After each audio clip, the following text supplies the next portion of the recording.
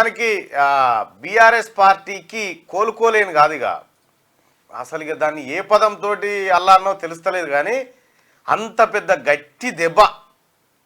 వరంగల్కు Kadiyam Srihari కూతురును BRS అభ్యర్థి MP అభ్యర్థి అని ప్రకటించిన తర్వాత రాత్రి ఆ పిల్ల లెటర్ రాసి నీ టికెట్ వద్దు నువ్వు వద్దు పో అని చెప్పి సపరేట్గా ఢిల్లీ ఫ్లైట్ ఎక్కిపోయిందట కాంగ్రెస్లో చేరుతాం.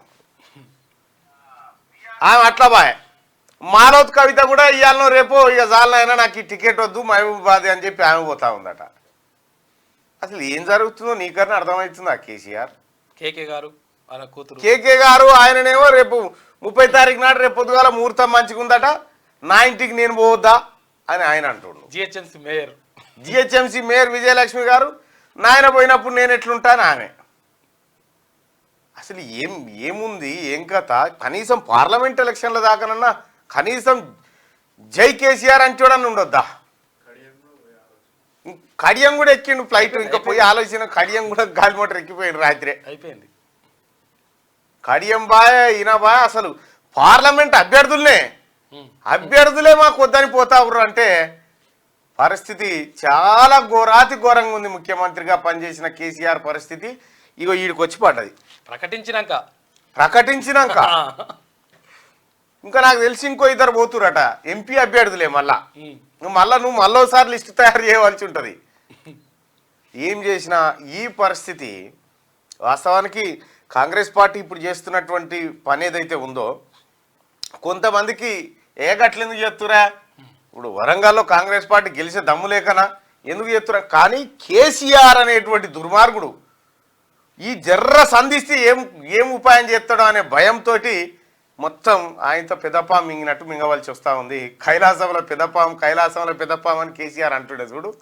ఇక పెదపాం ఇట్లా పడ్డాడు ఇప్పుడు కేసీఆర్. ఇట్లా అవసరం లేకుండే పడగొడతా పోతుంది. మేము ఎంతమందిని ఒక 1.5% తేడా అని ఆ రామడు చెప్పుడు ఈ లంగమాటలు అన్ని చెప్పుడుతోని 2-3 మాటలు చెప్పాడు ముఖ్యమంత్రి రేవంత్ రెడ్డి గారు.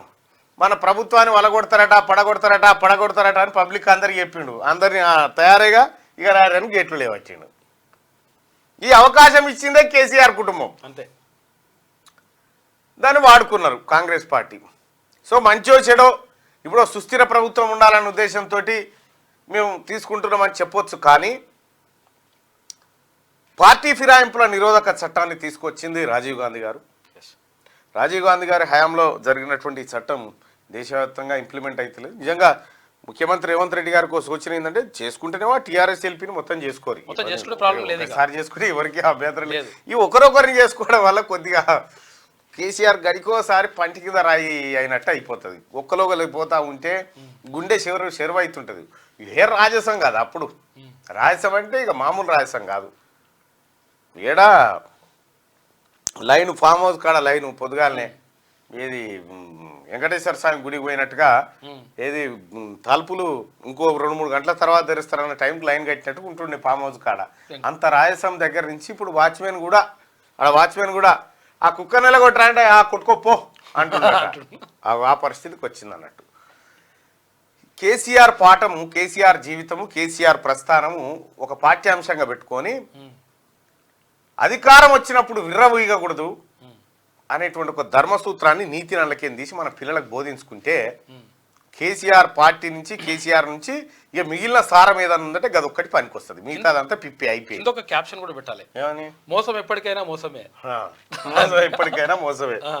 మార్నింగ్ మోసపోతారండి.